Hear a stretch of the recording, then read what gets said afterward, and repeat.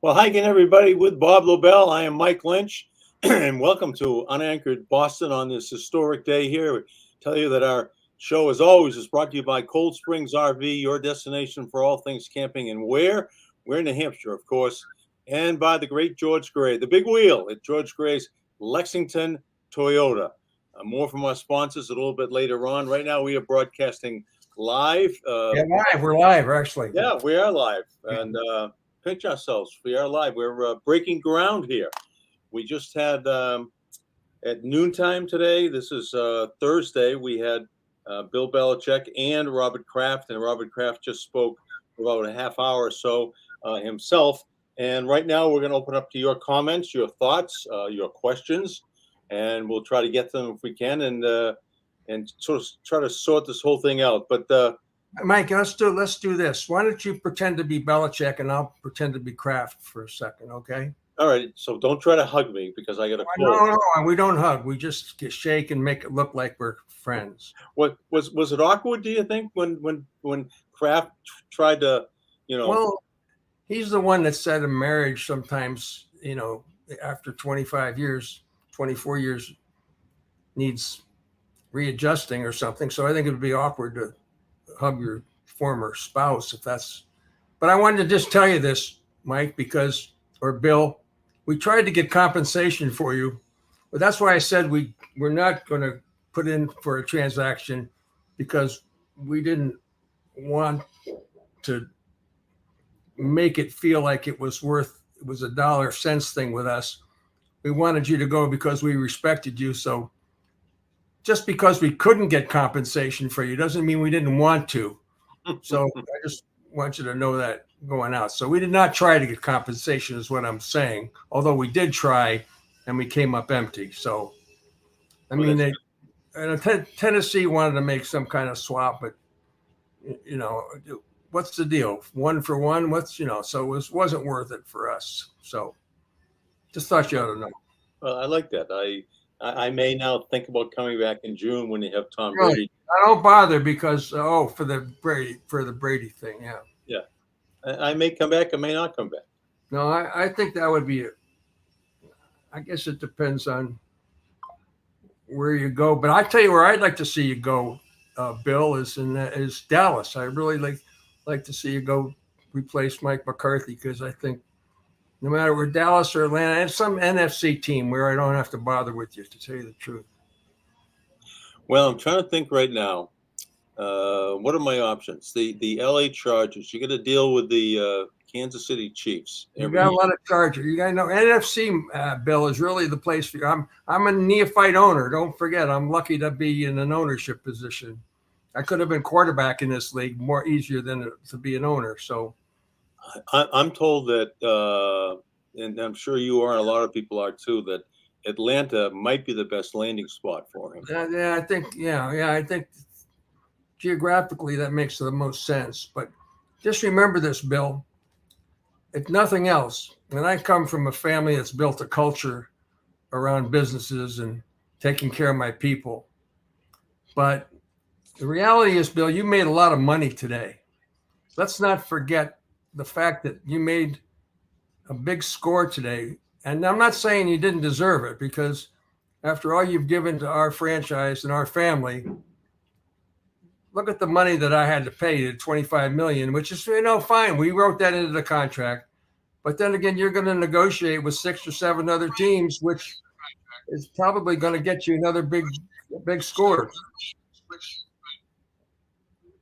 We were just on. I was watching us on the phone, and that's what. Oh, I'm sorry. Did I interrupt you? Okay, I didn't mean to interrupt you. No, you're fine. You can multitask. Because was one of you're a football genius. You can do a lot of things. You can run offenses and defenses. You may not be able to draft as well as you used to be able, but it's okay. All right, so let's. You made a lot of money today. That's what I'm saying. $25 million. Well, I was owed it. That's just the start, but that's just the $25 million going out the door. It's what you made negotiating with 7 other football teams, or whatever. You know how this works. I know exactly what you're talking about. Okay, right. Of course you do. All right, so I'm going to revert back to Mike Lynch.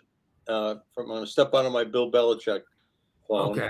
close, and you're going to try to be Bob Lobel and Okay, I'll try. do your best. Kind of an ass, he's an asshole. So just, it's not Lobel, easy. Yeah, he's not easy being me. um, what did you learn today? Did you learn anything from this today? Uh, I learned that they grew up a little bit. The children became more of an adults in having an amicable public departure. And the only way that it really could have and should have gone after the enormous success that this franchise has had, it really was the only potential outcome, don't you think? No, I think that maybe he could have say we're not going to pay you the 25 million. I mean, they just try to fleece a draft choice from another team that signs him next year. Well, I tried. I couldn't get it. Yeah, but Ron Borges said don't hold anything up. Just let him go and move on, cut it clean, and here we go. Here we go from here. So I think that was good advice. yeah, and I didn't think Robert wanted a long drawn out thing, something going to the commissioner or to arbitration, and God forbid if in the end up in court. And he's got to right now. He's got to find himself a coach, and he's someone that wants to make this franchise great again. Someone who can. Did I miss it, or did Jonathan's name not come up at all today? Did not come up and did not see him. I didn't really have a wide shot, but it's hard to believe that Jonathan would be in the room and not up at the podium. So he probably was up in his office upstairs watching the whole thing. Yeah, that was. Does that teach us anything? I think it. Yeah, it makes it crystal clear that this was not Jonathan's decision alone. That we were all on board with this decision right here, and he did say at one point that what happened over the last 3 to 4 years was what led to Bill's demise. And Didn't seem like Bill was too upset about the agreement. It seemed like he was very, I think he was as happy with it as Kraft was. Yeah. I think he's happy that there's not going to be any holdup in terms of him getting released and going and chasing one of these 7 jobs. Now, could it be eight openings? Could another team say, oh, you know what? I'm sort of 50-50 on my coach right here. Belichick's available. Boom. Let's get rid of our coach and let's go after Belichick with everything we got right now. NFC. He's got to be. I think it's an NFC team. I can't see him going to the Commanders. There's a new stadium coming, and they got to play Dallas and Philadelphia and the Giants twice each year. Seattle's available. Seattle's available, but you got the 49ers who are really good. The Rams are a better team than you right now. And Pete Carroll, looking over your shoulder, I don't think so. You can always follow Pete Carroll around the league. He gets fired, you get hired. That's kind of the way it's gone, right? Yep, just like happened here in 2000 or 99. So that leaves Charlotte, Carolina rather. It's a horrible franchise. It's in a crappy division, same division as Atlanta, where anybody can win that division. New Orleans, Carolina, Tampa Bay, and Atlanta are the 4 teams there. And so, I don't know. To me, Atlanta looks like the most likely choice for him, the best landing spot. It's climate controlled, playing 8 games indoors every year on perfect conditions, and he's definitely. I don't think there's. To me, it left no doubt that he wants to be coaching again. Is that right? So I didn't think anything else. Right. I just assumed that was part of the part of the deal, and I think that nothing was said today that would indicate otherwise. But I was asked also, Mike, before we went on the show, and we're getting a couple of questions. Where will he go? And we're talking about that right now. The question is,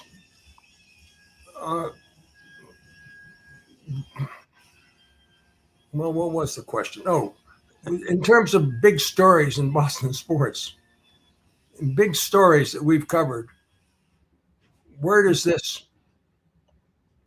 rank? I mean, this has had a lot of drama leading up to it for quite a long period of time till we got to the end of the season. But I know while this seemed to be a really big story, I think we've had bigger. But I want you to weigh in on this too. Well, when Parcells came to town, I think that was maybe a bigger story than this story when Parcells came, because they were potentially going to go to St. Louis, James Bush Orthwine, and we had instant credibility when Parcells came. Instant. Orthwine hired Parcells. There's no mistake about that. Yeah. And so I think, that in terms of press conferences, stories, that was a bigger story than this. Only because, when you saw a 4-13 season, you saw the loss to the Colts over in Germany, which was an international embarrassment for the franchise. And, you kind of knew for 2 months that it was heading in that direction. And that, if they were coming off a 10-7 season and they went 4-13, the guy would still be coaching. But for the last 3 or 4 years, it's been heading this way, and I'm not surprised. During the press conference today, there were a couple of things that were said. The one time I thought Belichick was a little emotional, at least for him. He tried to soft pedal his relationship with the press and wasn't fooling anybody. But he did talk about the fans, and we want to replay that if we can, because that was one of the things that he referred to in a more emotional sense, if you know what I mean. So, don't always see eye to eye all the time, most of the time, but not all the time. I do respect what you do, and finally to the fans. The fans here are amazing. There's so many memories of the fans, the send-offs, the parades, the Sundays, whatever the situations are, the letters of support, seeing the fans, away from here, at a gas station or a grocery store, or wherever you bump into them. Patriot fans here, and not just in New England, but they extend nationally and even internationally as I've traveled. It's amazing how far the arm reaches. We saw that this year in Germany. So appreciative of the fans for all the support they've given me, my family, and this football team. And it's with just so many fond memories and thoughts that I think about the Patriots, and I'll always be a Patriot. I look forward to coming back here, but at this time, we're gonna move on, and I look forward. I'm excited for the future, but always very, very appreciative of the opportunity here, the support here, and what you've done for me. Thank you. Well, do you think he's looking forward to coming back here as a coach, or in Tom Brady's installment in the Patriot Hall of Fame, or his own involvement in the Patriot Hall of Fame? In 2025, the Patriots play the Atlanta Falcons. They play the NFC South, and wouldn't that be something? It was like Brady coming back and playing for Tampa. Yeah. Right? Yeah. So he definitely wants to coach, because then when Kraft got up after Belichick, Kraft said it's going to be strange seeing that hoodie on another sideline. So he was obviously. Do we have that one queued up too? We have that. I don't know if we have that. Do we have that bite? Well, we got something from Robert, so we might as well listen to it and see what we have. It's hard to put into words, really, when I think back to sitting on those metal benches, and that we'd have an opportunity to go to 10 Super Bowls together and bring 6 Lombardi trophies home to Massachusetts. At heart, I will always be a sentimental sports fan. So this is a very emotional day for me. Some of my happiest and most memorable moments were celebrated with my family during Bill's tenure here.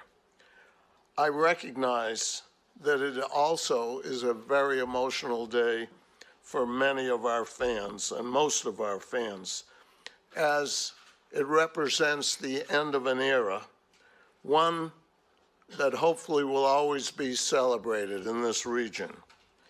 The man standing to my left brought the leadership and coaching skills that were needed to make this type of unprecedented success that we have had possible. Coach Belichick will forever be celebrated as a legendary sports icon here in New England, and I believe go in as a Pro Football Hall of Famer on the first ballot. Yeah, that's no surprise here. We got about a bunch of people in the room, so Bob and I are gonna invite them now to ask questions on their feed. So ask a question, type a question in, and Bob and I will do our best to answer it for you. Well, meanwhile, while we're waiting for that, I'll just do a camper's Go ahead. Springs RV, and then we'll fill in the question that you ask everybody every week. We'll come up with a recipient of that question. But okay, campers, here we go. We're talking about going down to Florida. Get ready for the 2024 season with a new RV. Absolutely. Cold Springs RV is the latest in pop-ups and travel trailers and fifth wheelers and motorhomes. Very comfortable. And we need an RV or service, get to Cold Springs RV in Ware, New Hampshire, which is just west of Goffstown and north of Dracut. Kind of. Go check out the all-new Winnebago Access travel trailers now in their lot. I can just see driving down to Florida in a new Winnebago. The horn. Oof. Don't forget to tell them that Lobie and Lynchy sent you, and learn more at coldspringsrv.com. So we'll just ask Belichick the question, although he's not here, and I'll try to answer for him.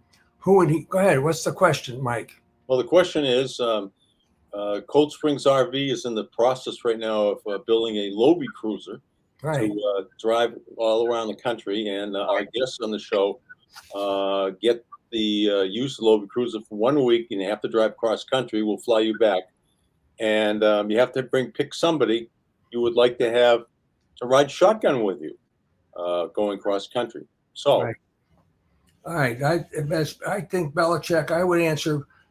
And I think I'd take my father, Steve. That's what I would answer if I was going to drive across country. I think Steve would be the one guy I could lean on and trust that throughout my whole life that has meant more to me than anybody else. Now, that's a good one.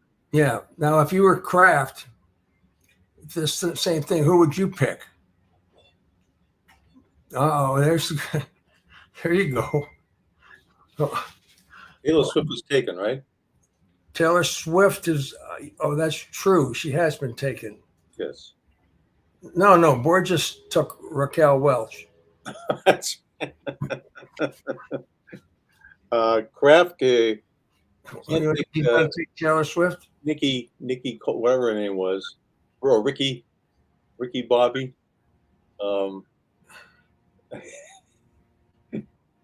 I don't know who would Kraft take cross country with him.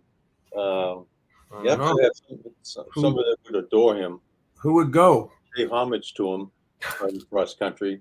That would be a long trip. The longest 30 days of my life. Oh, it was only 7?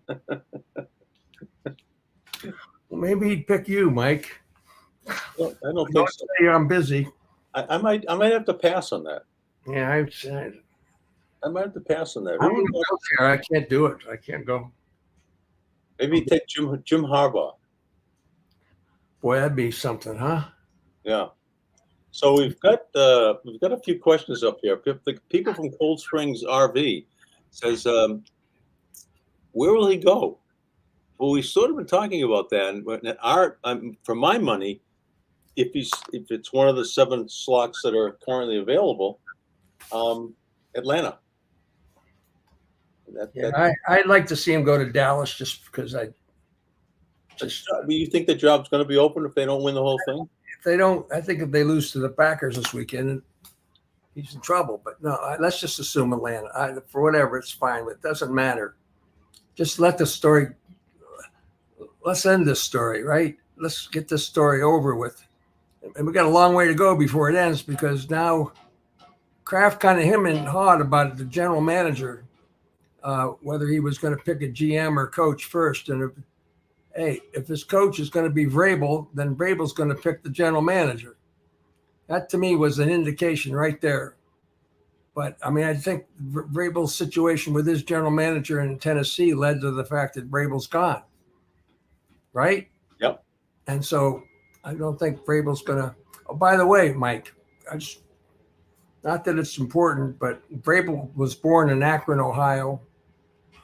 Akron, right, very close to Kent State. Went to Ohio State, as you know. So You know that. he's got that Ohio background, but Akron was his birthplace. Just having passed on that.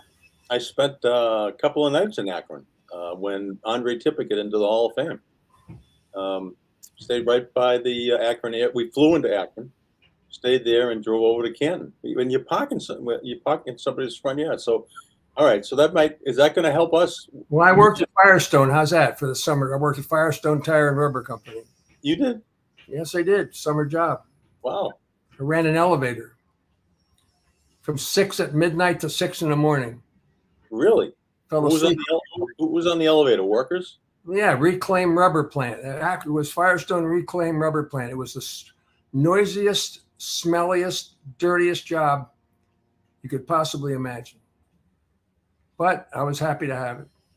You know, when I bought my first car, my parents bought me 2 Firestone snow tires. Maybe I was involved in making them. Who knows? That could have been our connection early on. That Yeah. you ran the elevator for somebody who may have made those snow tires. Right. For my '64 Chevy Nova, and they would get mad at me when I'd fall asleep, and I don't really blame them. I mean, here's a college kid, but okay, that's another story. We're not. I worked at a radio station, and I had transmitter maintenance from midnight to 6 a.m. 5 nights a week. When the sun went down, I know. or whatever. I don't know. I just hit a dial, and when the sun came up, I hit another dial and made sure that I didn't fall asleep, and that was it. I worked at a radio station. If the tower fell further than the signal. But anyway, that's beside the point. All right, so let's get. I threw an email there, Jim Harbaugh. Do you have any interest? Will the Patriots have any interest in a guy like Jim Harbaugh? I do think so. But I think Harbaugh is destined to go out to L.A. for the Chargers or the Raiders. But would they have any interest? I don't know. It seems to be Harbaugh would be more of wouldn't be Kraft friendly. I think Vrabel is like Kraft friendly. If you understand, you know what I'm saying? Yes. I think that's kind of important to the hire, right?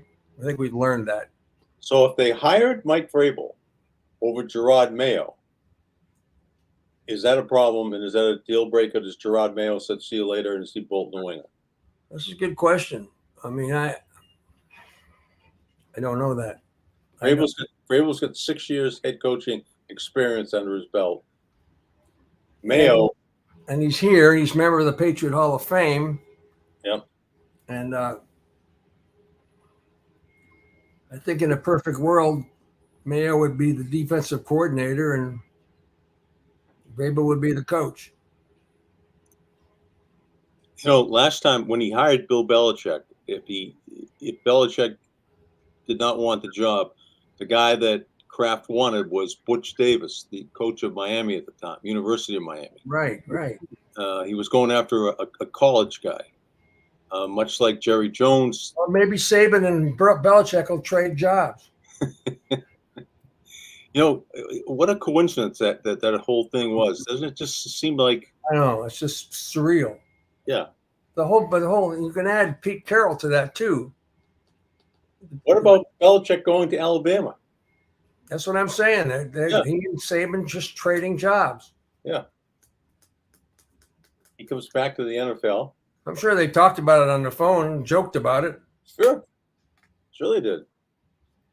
Belichick, Saban have to take a pay cut, probably. We have some more Kraft sound we should play, since this is a once in a lifetime opportunity. No mention of Jonathan, however, but let's cue up the other Kraft soundbite, and then we have a real treat for you.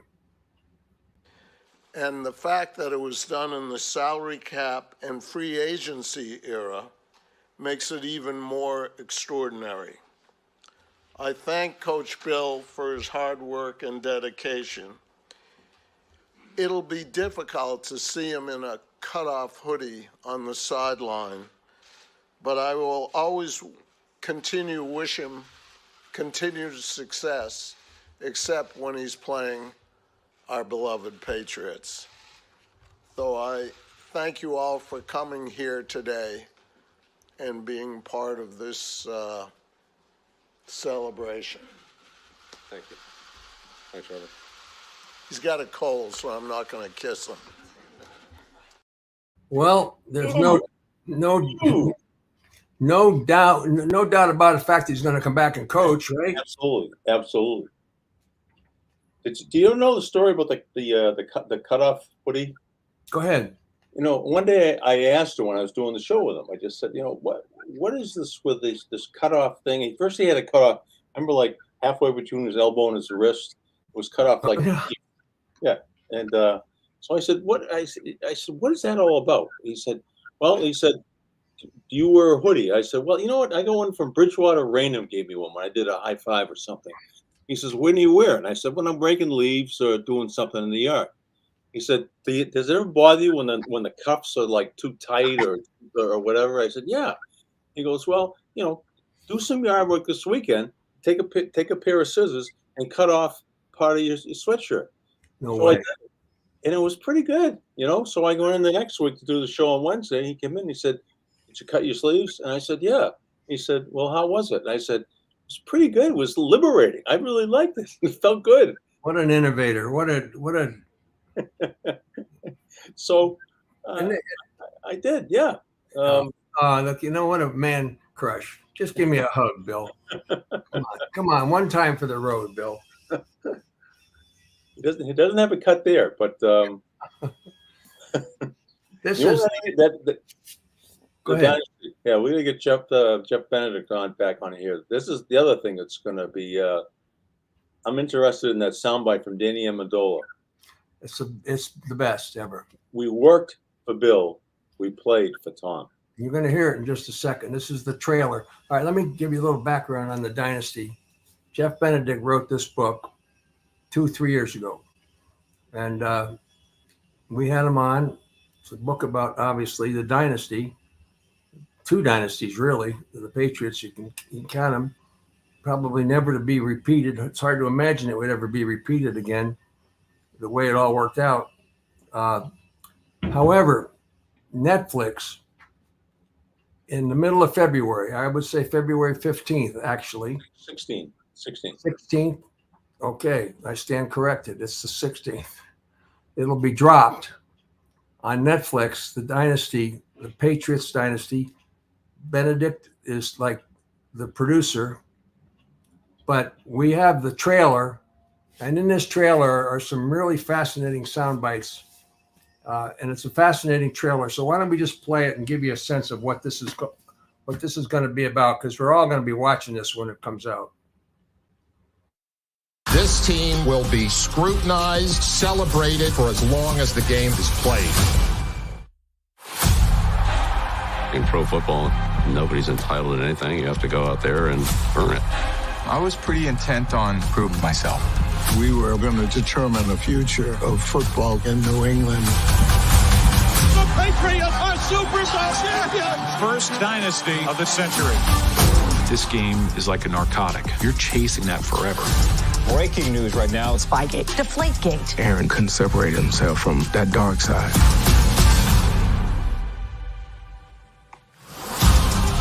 That team won enough to become the villain. We worked for Bill, but we played for Tom. Bill tore Brady's head completely off. There's things that are done that can't be undone. I was just trying to hold it together the best I could. This team will be scrutinized, celebrated for as long as the game of football is played. Wow. That's going to be good. Play that again. You got to play. Can't see that enough. Just want to play it again. Not right this second, but there's a couple questions that in there that you need to ask, right? Well, I get a lot of questions. What did Kraft mean when he says, "I was just trying to hold it together"?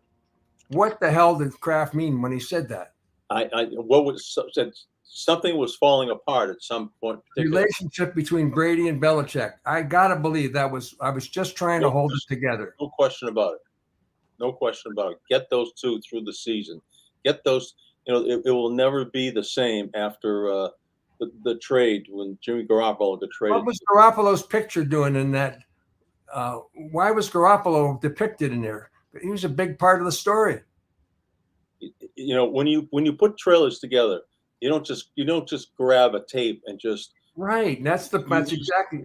You strategically pick out shots. You can't undo what's already been done. Was Brady's comment. Yes. We'll find out. Then your Amendola comment. We worked for Bill. We played for Tom. That was a great soundbite. My God, the best. And then we're going to find out there is some bad blood still between Belichick and Wes Welker. Welker was the wide receivers coach for the Miami Dolphins now. Bill won't even shake his hand, won't even acknowledge his presence when he's around there. He just did not like the way. And I may go back to the Rex Ryan's wife's feet joke. I don't know, but Welker was benched for the start of a playoff game because he made a joke about that. Remember? Well, about him can't catch the ball while I can't throw it and catch it. Well, that's Giselle. Giselle said that. You can't expect him to catch it and throw it at the same time, right? When he dropped. By the way, we have a note from Spaceman, 1968. It can't be possible. Can it? I'll do a little research before we. What else is it? Tell me what else. Tell me about the Welker thing more. No, there's a good story today in the Athletic. Let's see what I get right here.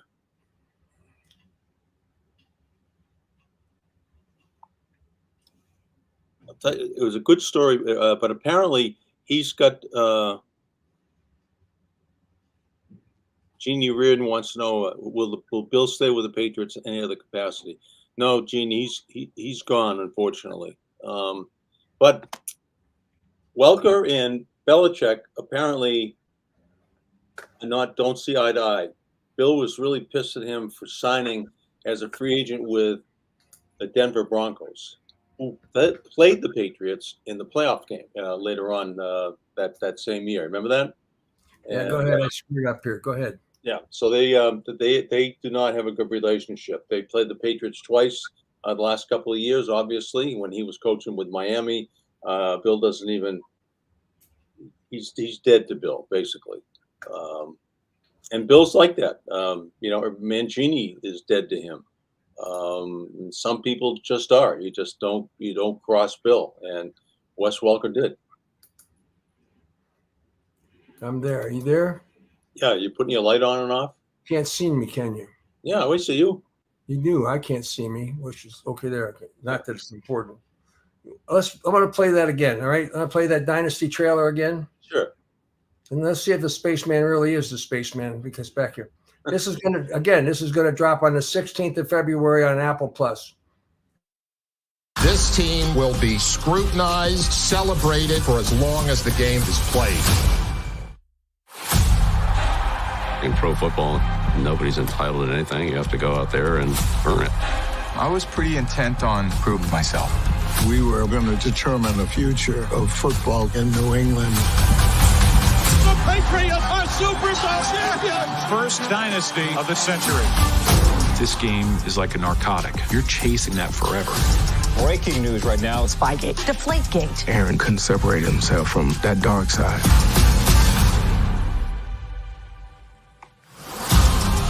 That team won enough to become the villain.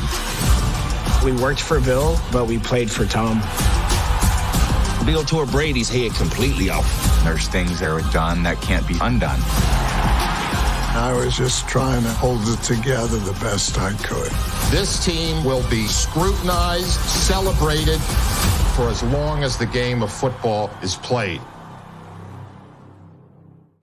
Boy, one thing I saw that, and I've seen that about 5 times. The look Brady gave to Belichick. It was a half a second look. Did you see that just there toward the end? Yep.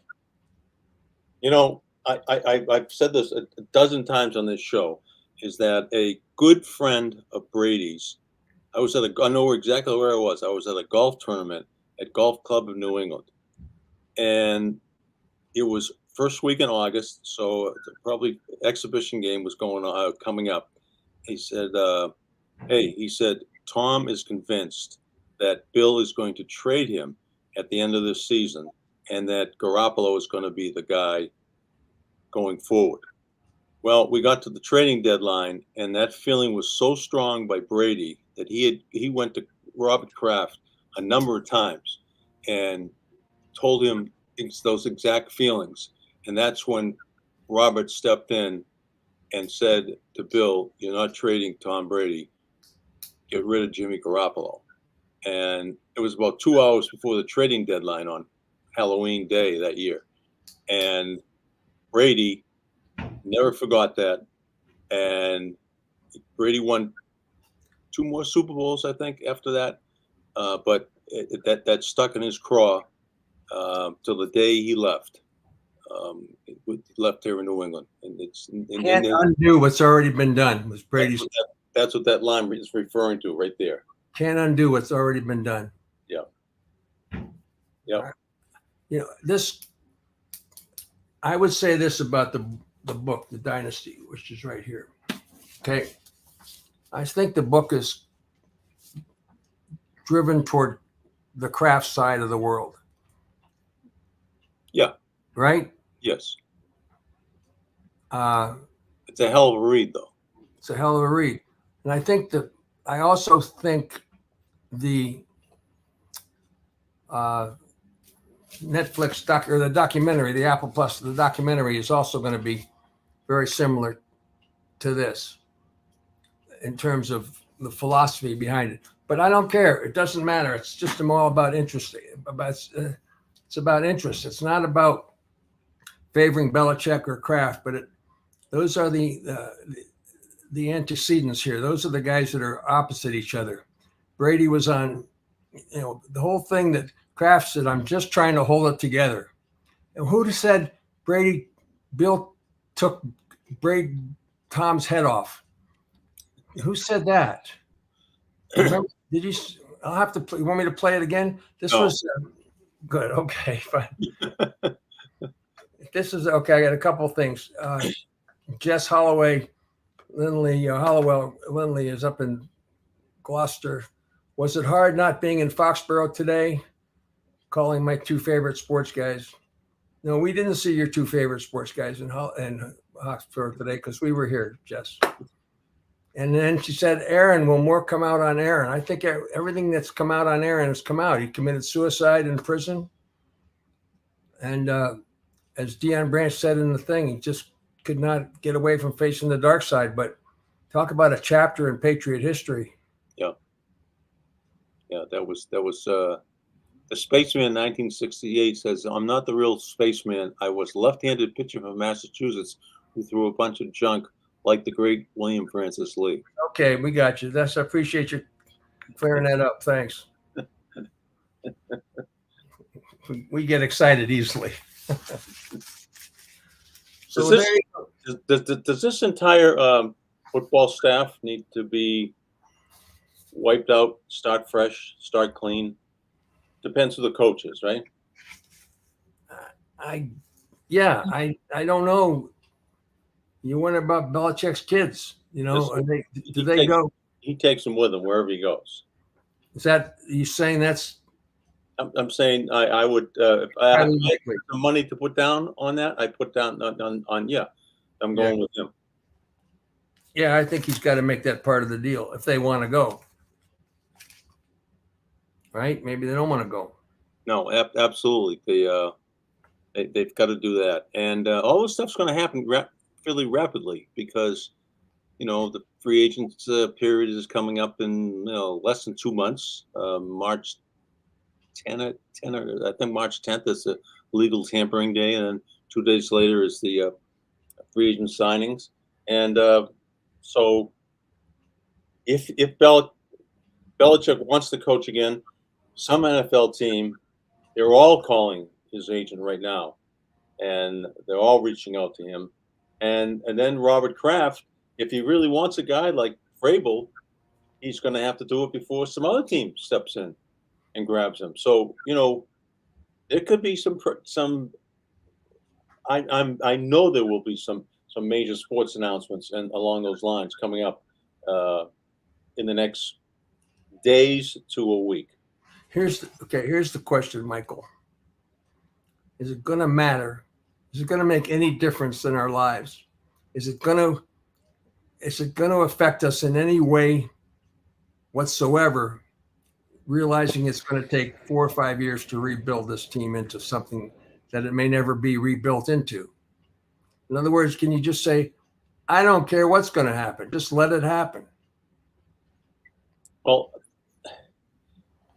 even in their lowest point, which was this year, 4-13,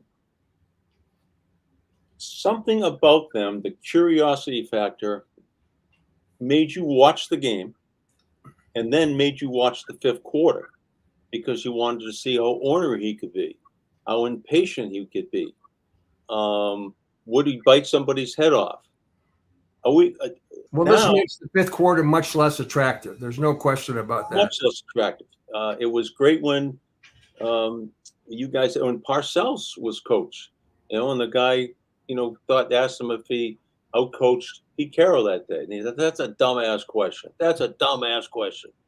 He bit the guy's head off. Kid from Pawtucket or something, right? And as a matter of fact, I texted Parcells yesterday, and to tell him that Joe O'Donnell had passed away. He got right back to me right away. And he said something which kind of worried me a little bit. Parcells said, Bill, blah, blah, blah, blah, blah, talking about Joe. He said, I saw that, Mike. Sad day. Very good man. I haven't got many left. Hope all is well, Bill P. Huh. I haven't got many left, like many days or what? Saw that, Mike. Sad day. Very good man. I haven't got many left. Hope all is well, Bill P. I hope he's not sick. I'd like to interpret that as friends. Yeah. He's in his 80s, and I think you're not quite there yet, but when you get there, you start saying, it can work both ways. Yeah, you don't have many days left, and you don't have many friends left. Yeah, you're right. And Bill's, he never had, I don't think he was really close with a lot of guys outside of football. In his football circle, I can understand that. He was pretty close with O'Donnell. O'Donnell was. We should talk a little bit about Joe because he did pass away, and I just feel he was screwed so much by John Harrington and his attempt to buy the Red Sox that it's just one of the Boston sports stories that is kind of under the radar unless you were here when it went on and what happened. And how they were putting out bids to Dom DiMaggio and Joe O'Donnell and John Henry, and how John Harrington, in his, he was an accountant, worked for Gene Yawkey, and before the bidding went out, or just before it was decided on, and O'Donnell was a concessionaire. When it made most of his, very successful guy, Suffolk Downs, the whole thing, but very behind the Joey Fund. His son had cystic fibrosis, and he was always so generous and grateful and all the good things that a human being embodies. But Harrington ended up selling the rights to the concessions to Aramark for 8 years, 7 or 8 years. He extended their contract 10 years. 10. So 10 years. But that screwed O'Donnell, because a big part of his bid for the Red Sox was based upon the concessions. Correct. And so, it was a horrible part of the Boston sports story. Yeah. If you want to blame why John Henry and those guys are here, Tom Werner and, Full Throttle Tom, all you have to do is go back and say, better owners were available. Yeah. All right, I'll shut up. No, you were right. And Joe was on the phone telling me that. I remember that's the time where Sean and Will McDonough had a talk show, and they were on 3 to 6 or 2 to 6 or something like that. And Joe told me the story, and I was sitting in my car right outside that little room out back there where they had the press conference, and I immediately called Channel 5. I said, put me on we had a thing called News Around the Clock at 2 o'clock. He came on, he did a little 60-second thing on what was happening. I said, this is the story of the year. Who's going to buy the Red Sox? I can tell you who it's not going to be, because of why. And I remember the news director, Neil Ungerleider, says, why don't we wait till 6 o'clock to have it? And I told Joe, and Joe said, well, I got to tell Willie and Sean right now, we're going to be live on the radio, and then they're going to have the story. And I said, Joe, thank you very much. I appreciate the scoop, but they won't put me on. So now the show starts with Sean and Will, and Sean said, hi, Sean McDonough. Will McDonough should be with me, but he's in another room on the phone right now, and he's getting the story on who's getting the Red Sox and why. And then 5 minutes later, Willie joins Sean and tells him, and Willie's talking, and my lips are moving. I'm reading the notes, my notes that I took down from Joe, and that's how it all happened that afternoon outside of Fenway Park, just like that. So, but, well, there's a lot of things in play there, not the least being news director's decision not to put you on television.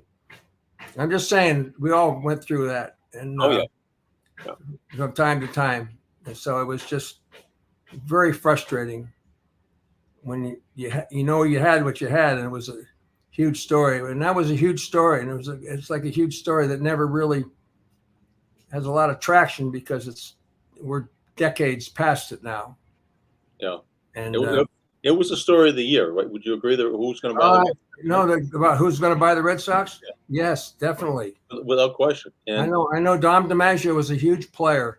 Yeah, and Joe O'Donnell was a huge player, and where John Henry came from, you'll have to ask the commissioner at that time. I don't know who it was. Might have been Bud Selig. Bud Selig. And they wanted somebody from the Milwaukee car dealer. Well, they wanted somebody. Yeah, they wanted somebody to head the group that had some major league. Because remember, the whole group was, Les Otten and Harold Alphonse, and they wanted some credibility. So they got, and they put Henry together with Benedetto. What's that? Tommy's still a limited partner. Yeah, and so they got Henry and Lucchino together, and then they brought in Tom Werner. So now they had some credibility, and I remember they're all there must have been 13 of them standing in a row up Full behind- throttle Tom. full throttle Tom. But back to Joe. Today's Thursday. Tomorrow's a long day. He's gonna be buried tomorrow, and then there's gonna be a service for him over at the Memorial Church at Harvard, and he's raised more than $500 million for cystic fibrosis. He lost his son Joey when Joey was 12. That was 1986, and he could have just buried his head in the sand and just grieved the rest of his life. And he said, "No, I'm going to make sure that no other parents have to go through the pain and suffering that Kathy and I are going through right here." And so he started the Joey Fund, and he has local golf tournaments. The Joey Fund movie premiere every year. Each event locally, they raise like $1 million, and then Joe would go around. Joe got on the national board, and he'd be going. I said, "Where are you going?" He said, "I go down to Washington on the national board. I got to put the arm on some guy. He may give us some money."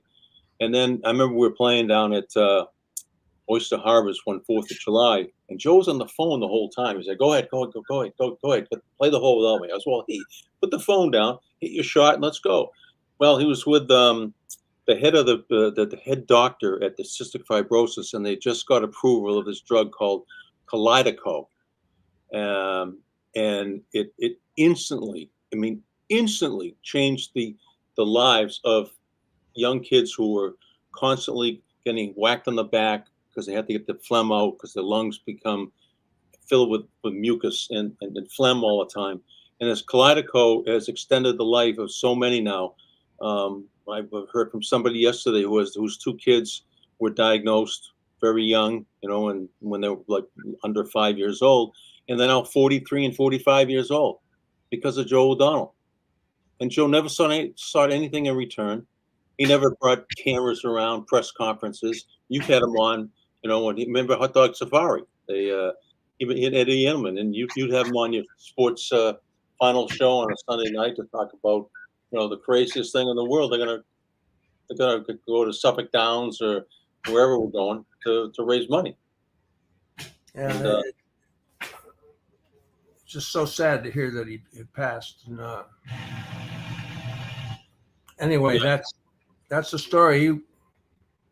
He was as good as it gets, and yep, he was a player when it came to Boston sports. There's no question about that.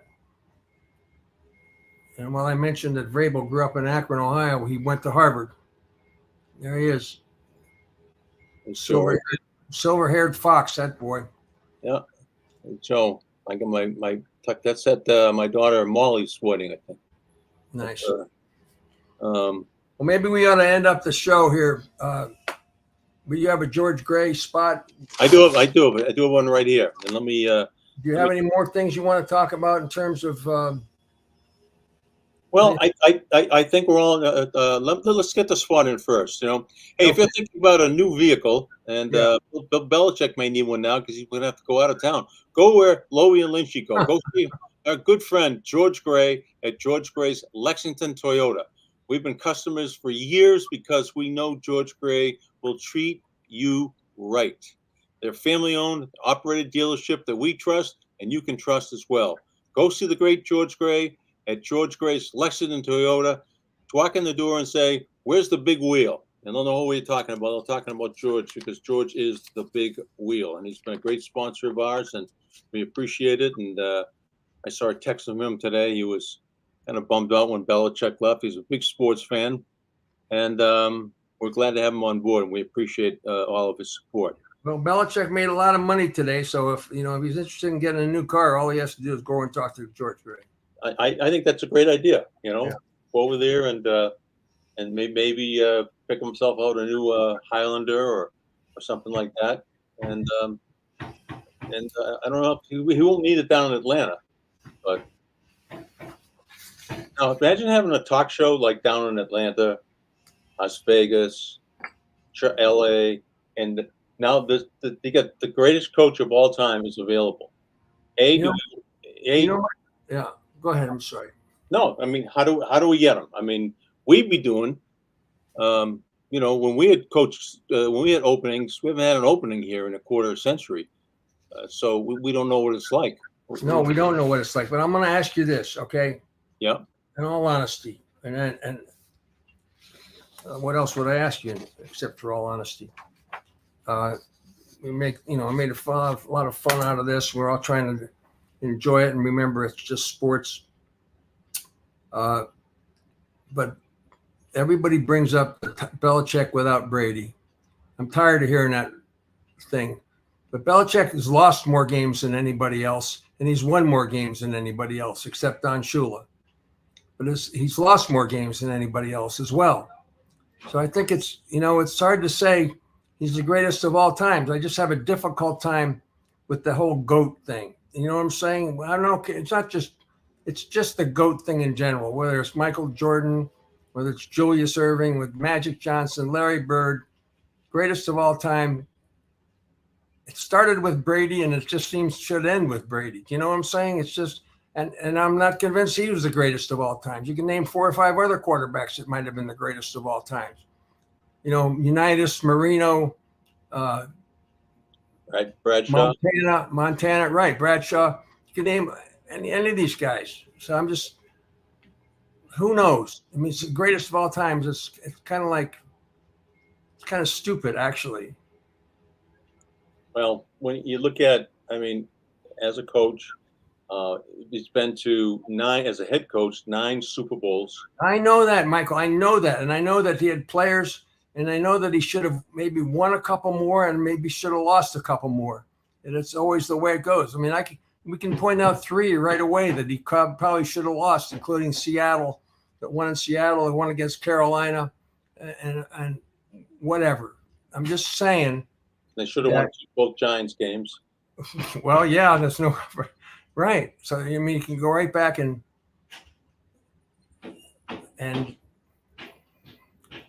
you know what?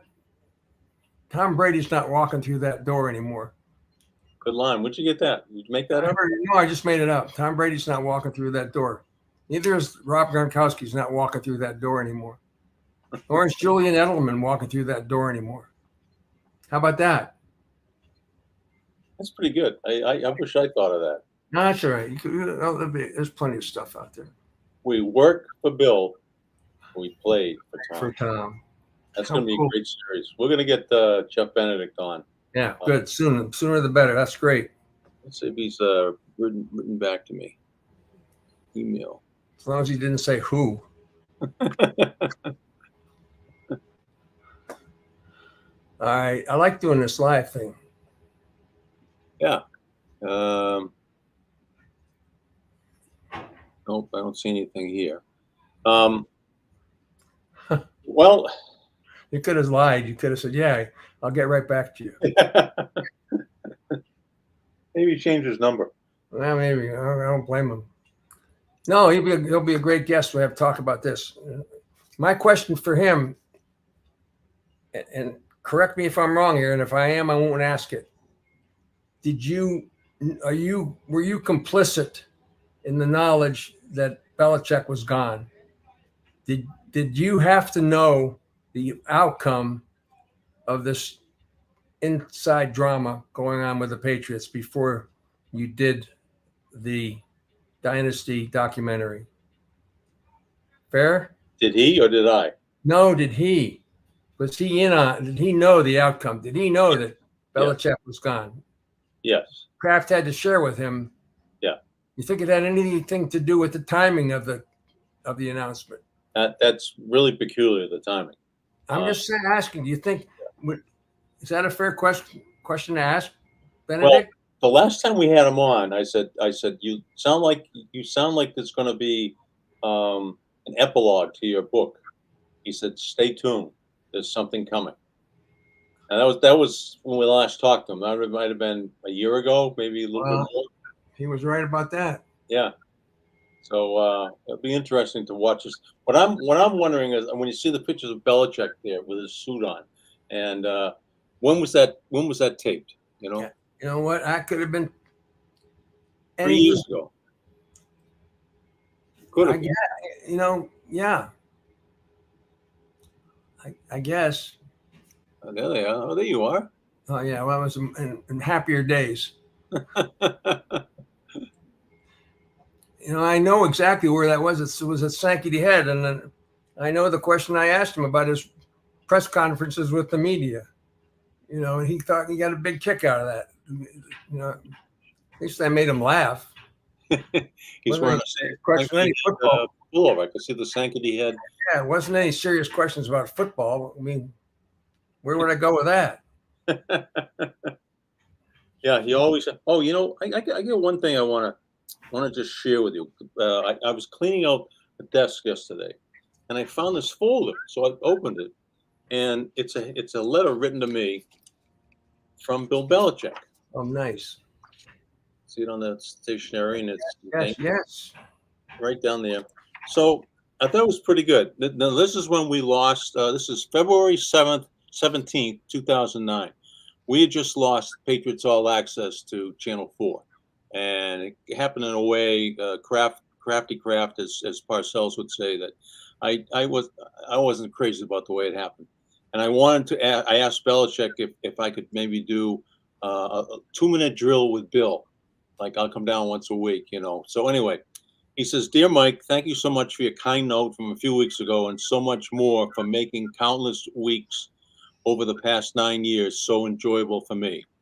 Nobody will ever match your run on All Access, Mike, in longevity and in the memorable moments you brought to the fans. While I am disappointed that I will not be illustrating future Andover wins over Exeter, I will always look back on our time together on the show fondly as one of the bright spots of my Patriots career. Trust me, I know that I was the lucky one in this partnership." Wow. As far as a new spin-off show, much as I'd like to, I don't think I can commit to that one right now. But what I will say is that we have not taped our final one-on-one sit-down, not by a long shot. One long chapter may have concluded, but our relationship will live on. Thank you for everything, Mike. You are a class act. Sincerely, Bill Belichick. That's great. That's really great. Isn't that great? Yeah, no, I think that's really good. I'm really glad you read that. And he had this in a thing you roll up, and you put a picture in a long tube, So yeah. I almost threw away the letter because I didn't see it, but I saw the picture today, and it's this one. Let me do this without. Yeah. Okay, I got it. Oh yeah, with the water on his head or whatever. Yeah, and his father too. But what it says on it, says from the son of one coach to another. Thank you for everything, Mike. You're the best in the business. Bill Belichick, Super Bowl champs, 36, 38, and 39. And this note was inside it, and I thought that was kind of cool. I almost threw it out. I was taking things and just. No, you got to get that framed. Yeah, I do. I got the picture framed, but I got to get that letter framed. That was absolutely. So that's a side of Bill that a lot of people don't see, and he's just he didn't have to write me that letter. You know what I mean? Of course not. He could have just okay, yeah, thanks, Mike. And just that's it. But he wrote it, and it was good. And he was true to his word, because when we did not have the show, but when we had a game like a Monday night game or Sunday night game, and we had to do a pregame show, I'd call up and ask if I could do a one-on-one with him. He said, "Sure, come down at 11:30, come down at 3:45 or something like that." And he never said no. So I like that part. No, I can make as much fun of him as you want, but there was that side of him that look at that. That's the picture right there. Yeah. That's the picture. It's his father, Steve. It's his father, Steve. Yeah, they're both getting the ice bucket. That was the game in Jacksonville where they beat the Eagles. Yeah. Great picture. Awesome. How about that? All right. Good job today, Lynchy. Okay, Bobby. We'll next week we'll hope for Jeff Benedict sometime in the next 3 weeks before this thing comes out. And I'm sure we'll have a ton to talk about the next time. And all right, and make sure that you at home follow us on UnAnchoredBoston.com.